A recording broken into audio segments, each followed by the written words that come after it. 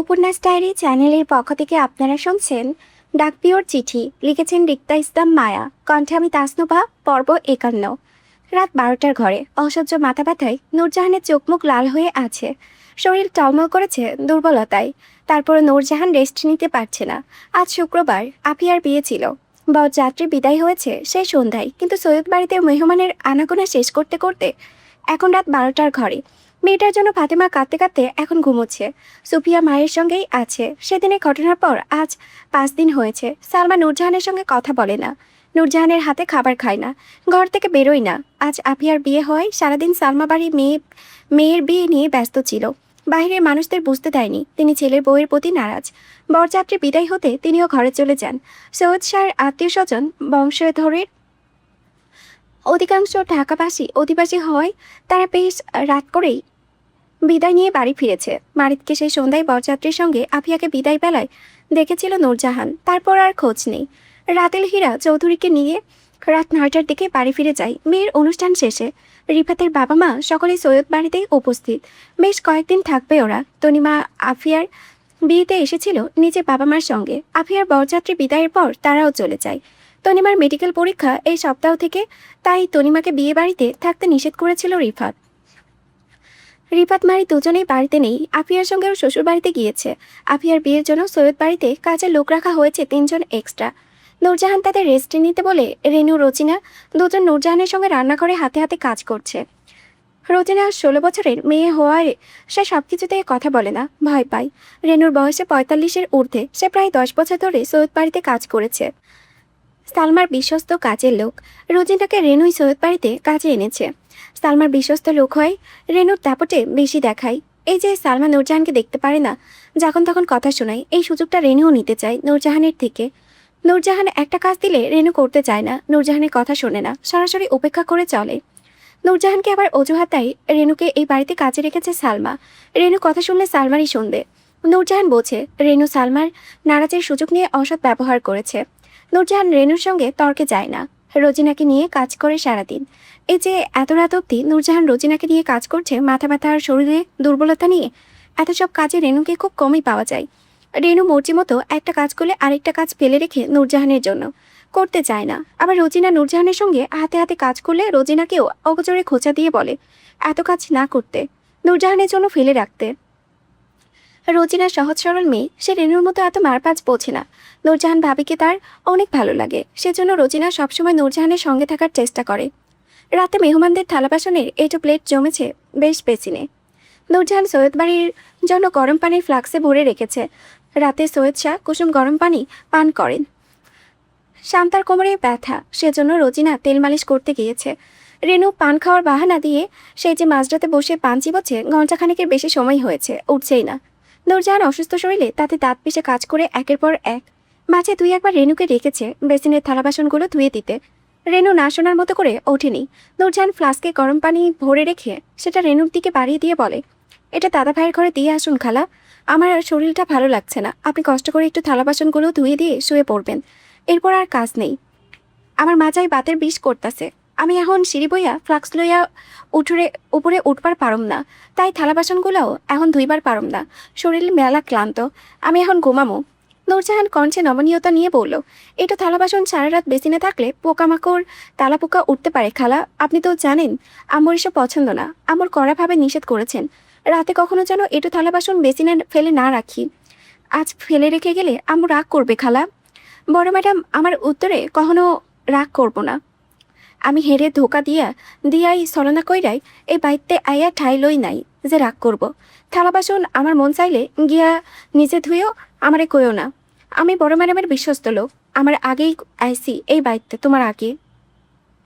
নূরজাহান থতমত খেয়ে যায় রেনুর কথায়। কাজের মানুষ হয়ে রেনু যে নূরজাহানকে এভাবে খোঁচা দিয়ে অপমান করে কথা বলবে নূরজাহান বুঝতে পারেনি। এখানে নূরজাহান কিছু বলার বা তার আগেই কর্কশ আর তেজি ক্ষুব্ধ কণ্ঠে সালমা প্রতিবাদ করে বলে ওঠে, তুই আগে এসেছিস তো কি হয়েছে রেনু, তোর মর্যাদা কি আমার ছেলের বউয়ের থেকে বেশি হয়ে গেছে? তুই এই বাড়ির বান্দির, আর নূরজাহান এই বাড়ির বউ, তোর সাথে আমার বউয়ের সম্মান চাই? তোরে টাকা দিয়ে এই বাড়িতে বান্দি রাখছি আমার বউয়ের ওপরে মাতব্বরি করার জন্য? হঠাৎ সালমার উপস্থিতিতে রেনু নূরজাহানের দুজনই চমকে ওঠে। রেনু বসা থেকে ধরপড়িয়ে ওঠে, থতমত মুখে দাঁড়িয়ে বলে, আমি নূরজাহান ভাবিরে কিছু কই নাই বড় ম্যাডাম, তুই আমার বাড়িতে বউকে কিছু বলার কে? কাজের মানুষ কাজের মানুষের মতোই থাকবি। জমিদারি দেখালে আমার বাড়ি থেকে বেরিয়ে যাবি। আর আমি তোর বড় ম্যাডাম হলে আমার ছেলের বউ তোর ভাবি হয় কিভাবে? আমি বড় ম্যাডাম হলে আমার ছেলের বউ তোর ছোট ম্যাডাম। আর তুমি নয়, আপনি করে সম্মান দিয়ে তারপর কথা বলবি। আমি আমার ছেলে বউকে মারবো, কাটবো, শাসন করবো, যেমন চাই করবো, এতে তুই বলার কে? তুই কাজের পেটি হয়ে কোন সাহসে মালিকের বউকে কথা শোনাস? তোর খায় আমার বউ? ভালো না লাগলে কালই নিজের ব্যাগপত্র গুছিয়ে বেতন নিয়ে চলে যাবি। তোর মতো বেয়াদব কাজের মহিলা দরকার পড়বে না আমার। রেনি দৌড়ে গিয়ে সালমার পায়ে পড়ে কান্নাকাটি শুরু করে দেয়। এত বছর ধরে সৈয়দ বাড়িতে কাজ করে নিজের সংসার চালাচ্ছে, এই বাড়ি থেকে তাড়িয়ে দিলে সে না খেয়ে মরবে। সৈয়দ বাড়ির মতো এত ভালো বেতনের চাকরি সে আর পাবে না। এখানে কাজ কম করলেও চলে, কিন্তু অন্যান্য বাসায় কাজ করার সময় মালিক বেটি সারাদিন রেনুকে দিয়ে কাজ করাতো, বেতনও কম দিত, আবার কাজে ভুল করলে গালিগালাজও করে। এখানে এমন কিছুই নেই, সালমার মন মতো চললেই হয়, বাকি প্যারা নেই। বেতন বেশি, কাজ কম। সালমা হাতে পানির মুখ নিয়ে নিচে এসেছিল ফ্রিজ থেকে পানি নিতে। কিচেনের মুখোমুখি হতেই শুনতে পায় নূরজাহানের সঙ্গে রেনুর দুর্ব্যবহারের কথাগুলো। সালমা রেনুর থেকে পা ছড়িয়ে ফ্রিজ থেকে ঠান্ডা পানির বোতল নিতে নিতে বলে, যার সাথে বিয়াদবি করেছিস তার কাছে মাপ চা। সে মাপ করলে তোর এই বাড়িতে ঠাঁই হবে, নয়তো সকালে ঘুম থেকে উঠে যেন তোকে না দেখি। সালমার কথাই শেষ হতেই দেরি। রেনু মুহূর্তে নূরজাহানের পায়ে লুটিয়ে কান্নাকাটি করে মাপ চাইতে দেরি হয়নি। নূরজাহান বারবার রেনুকে পায়ে হাত দিতে নিষেধ করেছে আর বলেছে সে রেনুকে মাফ করে দিয়েছে। তারপরও রেনি নূরজাহানের পা ছাড়ছেই না। সালমা ফ্রিজ থেকে ঠান্ডা পানির বোতল নিয়ে চলে যায়, নূরজাহান শাশুড়ি চলে যাওয়ার পথে তাকিয়ে। নূরজাহানের এই বাড়িতে আসার এতদিনে নূরজাহান একটা জিনিস বেশ বুঝতে পেরেছে, সালমা নিজে যেমনই হোক না কেন সে কখনো বাহিরের মানুষকে প্রশ্রয় দেয় না নিজের ঘরের বউদের সর্দারি করতে। সালমা নিজে এটা সেটা বলে কথা শোনায়, কিন্তু বাহিরের মানুষকে বলতে দেয় না। আজকে বিয়ে বাড়িতেও আত্মীয় স্বজনরা বেশ কয়েকবার নূরজাহানের বিয়েতে হাসান কি দিয়েছে সেই প্রসঙ্গে কথা তুললেও সালমা সেটা প্রশ্রয় দেয়নি কাউকে, বরং কথাটা এড়িয়ে গেছে। সালমার কথা শুনে রেনু কাছে আর থালা বাসন ধুয়ে রাখছে। নূরজাহানের প্রচণ্ড মাথা ব্যথা নিয়ে ঘরে এসে বেসিনে বমি করতে করতে আরও ক্লান্ত হয়ে যায়। নূরজাহান বুঝতে পারছে না আসলে ওর কী হয়েছে, হঠাৎ করে কেন এত অসুস্থ হয়ে যাচ্ছে দিন দিন। প্রচণ্ড মাথা ব্যথায় মনে হয় নূরজাহানের মাথা ফেটে যাচ্ছে, সে আর বাঁচবে না। নূরজাহানের ক্লান্তি শেষে বিছানায় শুতেই ঘুমিয়ে যায়। মারিদ রাত 2টোর দিকে ঘরে ঢুকে ফ্রেশ হয়ে বিছানায় বসে। নূরজাহান তখন পাশ ফিরে ঘুমায়। নূরজাহানকে ঘুমিয়ে থাকতে দেখে মারিদ ঘরের আলো জ্বালায়নি, ড্রিম লাইটের আলোয় ফ্রেশ হয়। বাড়িতে বিয়ের দৌড়াদৌড়িতে সেও ক্লান্ত। আফিয়াকে শ্বশুর বাড়িতে পৌঁছে ফিরে আস্তে আস্তে মারিদ ত্রিফাতের এতটা লেট হয়েছে। মারিদ বিছানায় হেলান দিয়ে বসে নূরজাহানের পিঠের দিকে তাকায়। নূরজাহান গভীর ঘুমের মাঝেই কে যেন বিড়বিড় করছে। মারিদ মাথা নুয়ে নূরজাহানের মুখের কাছে কান রাখতে শুনতে পায় কিছু অস্পষ্ট ধ্বনি। আমার রক্ত, রক্ত, আমা বাঁচাও, লাশ। নূরজাহান ঘুমের মধ্যে খিচুড়ি দিয়ে ওঠে। মারিদ 2 হাতে টেনে নূরজাহানকে বুকে শক্ত করে জড়িয়ে নেয়। বুঝতে পারে নূরজাহানের ঘুমে আবারও বাজে কোনো স্বপ্ন দেখছে, তাই এমন করছে। মারিদ নূরজাহানকে জড়িয়ে ব্যস্ত গলায় ডাকে, পরি, এই পরি, কি হয়েছে তোমার? এই মেয়ে, এই ওঠো পরি। নূরজাহানের শরীর জাগিয়ে মারিদের ডাকে ঘুম ভেঙে যায়। কয়েক সেকেন্ডের মাঝে শরীরে তরতর করে ঘাম ছুটে যায় মুহূর্তেই। নূরজাহান মারিদের 2 হাতে আঁকড়ে বড় বড় শ্বাস ফেলে আতঙ্কিত দৃষ্টিতে চারিপাশে তাকিয়ে নিজের অবস্থান লক্ষ্য করে। মারিদ এখনও নূরজাহানের ডাকছে, এই মেয়ে, এই কি হয়েছে তোমার? এমন করছো কেন? এই পরি, কি হয়েছে তোমার? দুঃস্বপ্ন দেখেছিলে? অবচা আলোয় নূরজাহান মারিদকে দেখে তাৎক্ষণিক জড়িয়ে ধরে আতঙ্কিত কণ্ঠে বলে, আপনি এসেছেন। আমি আপনাকে স্বপ্ন দেখেছি। স্বপ্নে আম্মা আমাকে কতগুলো সাদা কাপড় দিয়ে, আমি সেই সাদা কাপড়গুলো নিয়ে আমাদের বাড়ি ফিরে দেখি আমাদের বাড়িতে চারিদিকে লাশ আর লাশ শুয়ে। অনেক মানুষ কান্নাকাটি করছে, কিন্তু আমি কাউকে চিনি না, সবাই অপরিচিত মুখ। আম্মা আমাদের উঠানে লাশের সামনে বসে কাঁদছে। আম্মার গায়ে সাদা শাড়ি থেকে রক্তস্রোত বয়ে যাচ্ছে চারিদিকে। আমি ভয়ে চিৎকার করছিলাম, কিন্তু আমাদের বাড়ির কাউকেই খুঁজে পাচ্ছিলাম না স্বপ্নে। মারিদ আতঙ্কিত নূরজাহানের কপালে মাথায় চুমু খেয়ে নূরজাহানকে শান্ত করতে চেয়ে বলে, তুমি দুঃস্বপ্ন দেখেছিলে, আর স্বপ্নের কোনো বাস্তবতা নেই, ভয় পেও না, সবই ঠিক আছে, শান্ত হও তুমি। মারিদ নূরজাহানকে শক্ত করে বুকে জড়িয়ে ধরে রেখে ভয়ে নূরজাহানের শরীর তখনও তিত্তির করে কাঁপছিল। নূরজাহান স্বপ্নে আশাকে দেখেছে রক্তমাখা শরীরে লাশের সামনে বসে কাঁদতে। আয়শা কাদের লাশের সামনে বসে এইভাবে কাঁদছিল নূরজাহান জানে না, কিন্তু স্বপ্নে এত মানুষের লাশ থেকে ভয় পেয়েছে ভীষণ। মারিদ নূরজাহানের মাথায় হাত বুলিয়ে যায়, বলে, পানি খাবে? না, এখনো ভয় লাগছে? ভয় পেও না, আমি আছি তোমার পাশে, ঘুমাও। ভারত নূরজাহান মারিদের প্রশ্রয় পেয়ে মারিদের বুকে সিটিয়ে গিয়ে বলে, ঘুম আসছে না, শরীর খারাপ লাগছে? না। নূরজাহান ধীরে ধীরে শান্ত হচ্ছে। মারিদ নূরজাহানের মাথায় হাত বুলিয়ে প্রসঙ্গ পাল্টে বলে, তোমার আপা ফোন দিয়েছিল, বললো তোমাকে নিয়ে তোমাদের বাড়িতে যেতে। তোমার সাজিদ ভাইয়ের বিয়ে ঠিক হয়েছে নাকি সামনের শুক্রবারে। আজ আপিয়ার বিয়ে ছিল, অথচ থানচি থেকে কেউ আসেনি। সালমান নূরজাহানের বাড়িতে ফোন দিয়ে সেদিন যা তা বলেছিল হাসান তারানুরকে মানিক সৈয়দ বাড়িতে হামলা করায়। এ নিয়ে অপমানে নূরজাহানদের বাড়ি থেকে কেউ আসেনি। ব্যাপার মারিদ জানে না। নূরজাহান হাসানকে বলেছে মারিদকে না জানাতে। মারিদ জানলে আবার মায়ের সাথে রাগারাগি করবে, সংসারে অশান্তি হবে। নূরজাহান চায় না ওর জন্য সংসারে আর কোনো অশান্তি হোক। মারিদকে হাসান না আসার কারণ হিসেবে হাসান বলেছে সাজিদের বিয়ের জন্য তিনি দৌড়াদৌড়ি করেছে, বিদায়ে আসতে পারেনি। নূরজাহান মারিদের বুক থেকে মাথা তুলে মুখোমুখি বিছানায় বসে পড়ে। আপা দাদি আমাকে ফোন দিয়েছিল কাল। সাজিদ ভাইয়ের বিয়ের অনুষ্ঠান নাকি তেমন বড় করে হবে না, ঘরোয়া বিয়ে হবে আর কি। আশানুর বুবুর বিয়েও এই মাসে ঠিক হয়েছে। দুটো বিয়ে একই মাসেই হবে, সেজন্য আপা সাজিদ ভাইয়ের বিয়ের অনুষ্ঠান করবে না বলল। একেবারে বড় করে আশানুর বুবুর বিয়ের অনুষ্ঠান করবে নাকি। একই মাসে দুটো বিয়ে, তোমার চেয়ে সোমবার থেকে এক্সাম, বিয়ে বাড়িতে পড়াশোনা করবে কিভাবে। সমস্যা নেই, আমি ম্যানেজ করে নেব। কিন্তু মানিক ভাই। নূরজাহান বাকি কথা শেষ করার আগেই মারিদ বাকিটা বুঝে নিয়ে বলল, মানিক সওদাগর ও তার পরিবার আর কোনো ঝামেলা করতে পারবে না। মারিদ সওদাগরকে তার লোকজন সহ সবাইকে গুলশান থানায় রাখা হয়েছে। সামনের সপ্তাহে সবাইকে আদালতে তোলা হবে। আদালতের রায় যাই আসুক, মানিক সওদাগর জেল গুলশান থানাতেই হবে।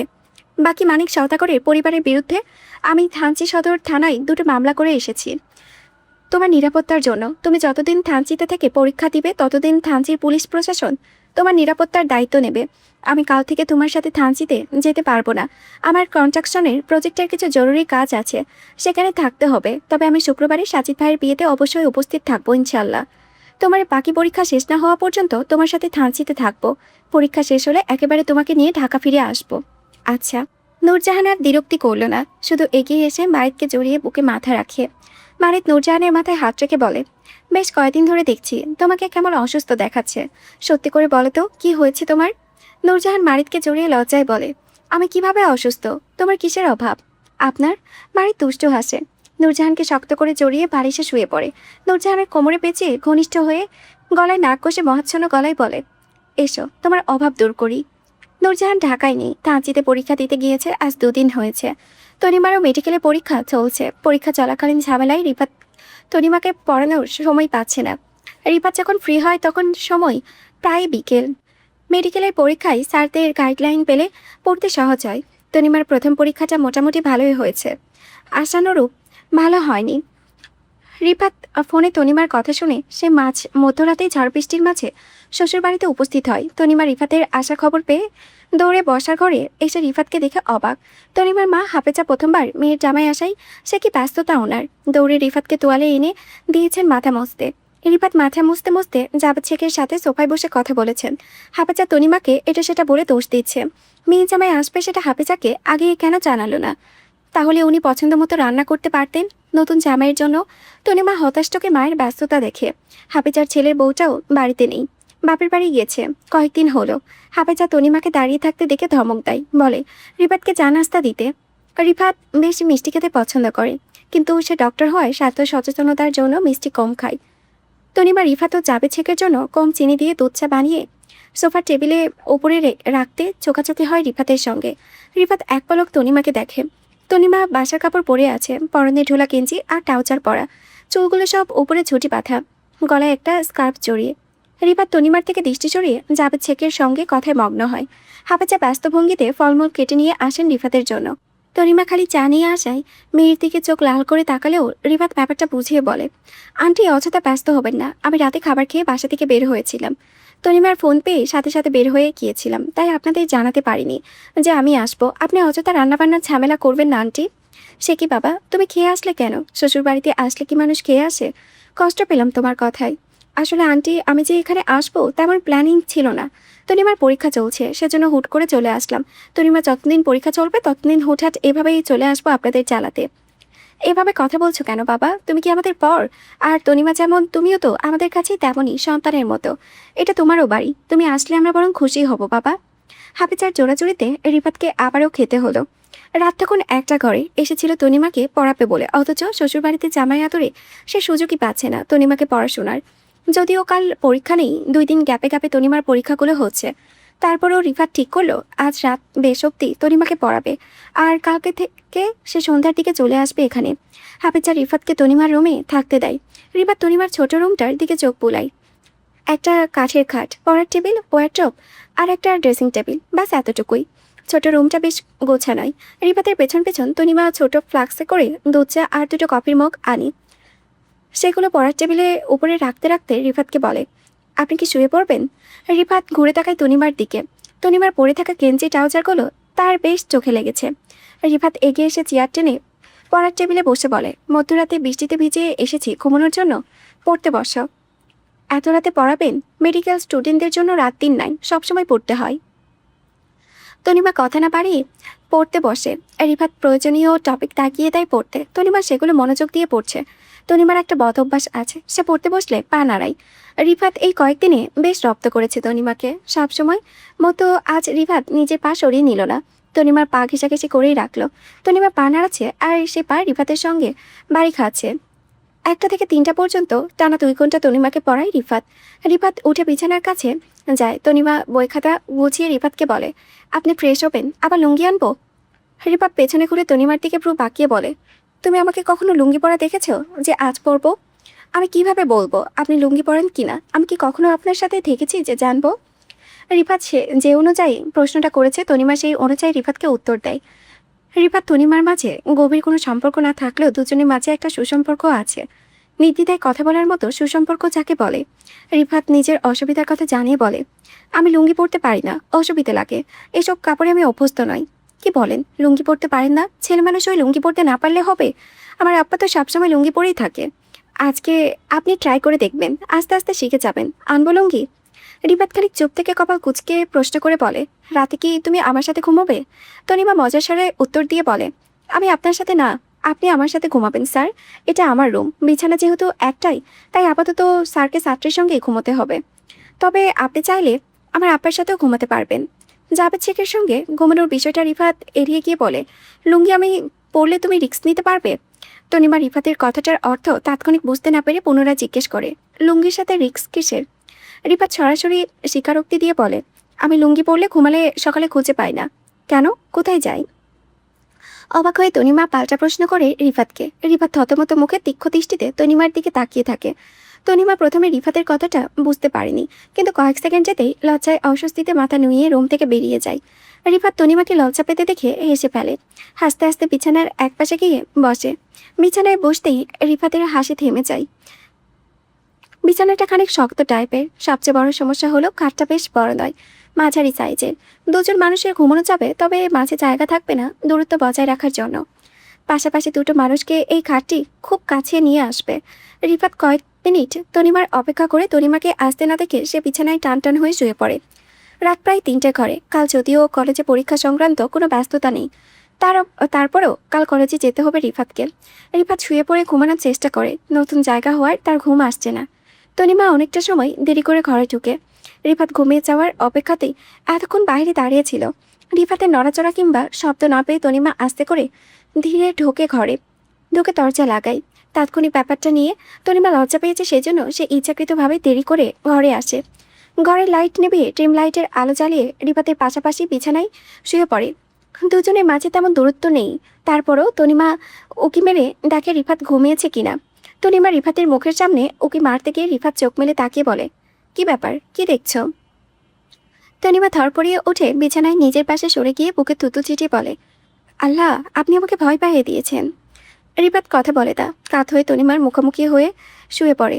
তনিমা দৃষ্টি তনিমার দিকে তাকিয়ে অন্ধকারের মাঝে তনিমা রিফাতের ঘোলাটে দৃষ্টি ঠাহর করতে না পেরে বলে, ঘুমাওনি কেন?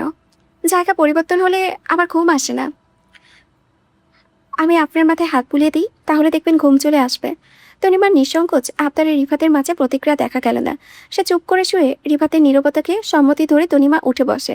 রিফাতের পাশে সরে এসে রিফাতের মাথায় হাত দিয়ে বলে, আমি মাথায় হাত বুলিয়ে দিচ্ছি, আপনি ঘুমন। নিস্তব্ধ অন্ধকারাচ্ছন্ন মধ্যরাতে তনিমা রিফাতের মাথা ঘেঁষে বসাতে তনিমার মেয়েলি ঘ্রাণটা বেশ কড়াভাবে নাকে বাড়ি খাচ্ছে রিফাতের।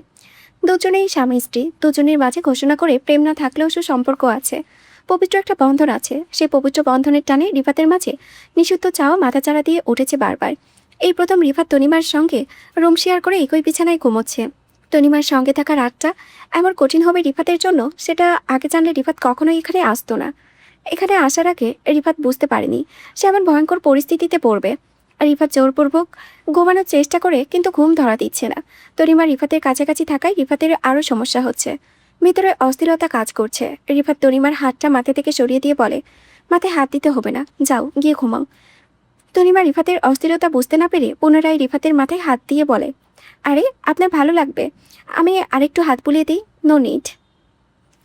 রিফাত ছাড়া দিয়ে তনিমার হাতটা কপাল থেকে সরিয়ে ওপাশে ফিরে শুয়ে পড়ে। রিফাতের হঠাৎ আচরণে তনিমার মনে হলো রিফাত হয়তো কোনো কিছু নিয়ে রেগে আছে। তনিমা অবাক হয় রিফাত আসলে রেগে আছে কিনা জানতে চেয়ে রিফাতের পাশ ঘেঁষে পুনরায় বসে রিফাতের বাহু টেনে নিচের দিকে ফেরাতে চেয়ে বলে, এই যে শুনুন, আপনি কি কোনো কিছু নিয়ে রেগে আছেন আমার উপরে? তনিমা গায়ে হাত দেওয়াতে রিফাত রেগে যায়। ধমক দিয়ে তনিমাকে বলে, ঘুমাতে বলছি না, গায়ে হাত দিচ্ছ কেন স্টুপিড? রিফাতের ধমকে তনিমা অপমান বোধ করে। থতমত মুখে রিফাতের দিকে তাকিয়ে থাকে। মুহূর্তে চোখ টলমল করে ওঠে পানিতে। তনিমা শুধু রিফাতের কমফোর্টেবল ফিল করাতে চাচ্ছে। এই রুমে সেজন্য আগ বাড়িয়ে রিফাতের সঙ্গে কথা বলছে। কিন্তু রিফাত হঠাৎ করে কেন তনিমার সঙ্গে দুর্ব্যবহার করেছে বুঝতে পারছে না। রিফাত তনিমাকে ধমক দিয়ে উঠে ফের ওপাশে শুয়ে পড়ে। তনিমা রিফাতকে পিঠ দিয়ে বিছানার নিজের পাশে গিয়ে শুয়ে পড়ে। তনিমা কাছে সেই নাক টানার শব্দ রিফাত পাচ্ছে। তনিমা কান্না মিশ্রিত ভাঙা গলায় বলে, আপনার আর আমাদের বাসায় আসতে হবে না, আমার পড়া আমি একাই বুঝে নিতে পারবো। রিফাত উত্তর দেয় না। তনিমা কাঁদতে থাকে। বেশ কিছুক্ষণ পর তনিমা ফের নাক টেনে কেঁদে কেঁদে বলে, আমি সামান্য ছুঁয়েছি বলে আপনার ঘৃণা লেগে গেল? আমার শরীরে কি নোংরা লেগে আছে যে আমি ছুলে আপনি নোংরা হয়ে যাবেন? একটু ছুঁয়েছি বলে সেজন্য আমার হাতটা ঝাঁকি দিয়ে ফেলে দিলেন, আবার ধমকও দিচ্ছেন। আমাকে এত ঘৃণা লাগে আপনার? তনিমা কুঁজো হয়ে শুয়ে কাঁদছিল। হঠাৎ কোমরে টান পড়তে তনিমা ভয়ে চিৎকার করে ওঠে। রিফাত তনিমার কোমর টেনে দু হাতে তনিমাকে জড়িয়ে ওষ্ঠ চেপে ধরে।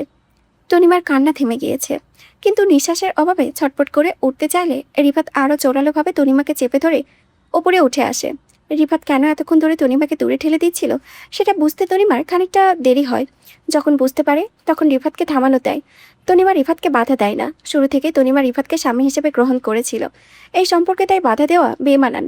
রিফাত এই সম্পর্কটা থেকে বহুদিন দূরে ছিল। আজ যখন রিফাত এই সম্পর্কটা গ্রহণ করতে চাচ্ছে, তাই তনিমার স্বামীর সঙ্গ দেয়। বাইরে ঝড় বৃষ্টি বেশ, ঘরে গুমোট পরিবেশ।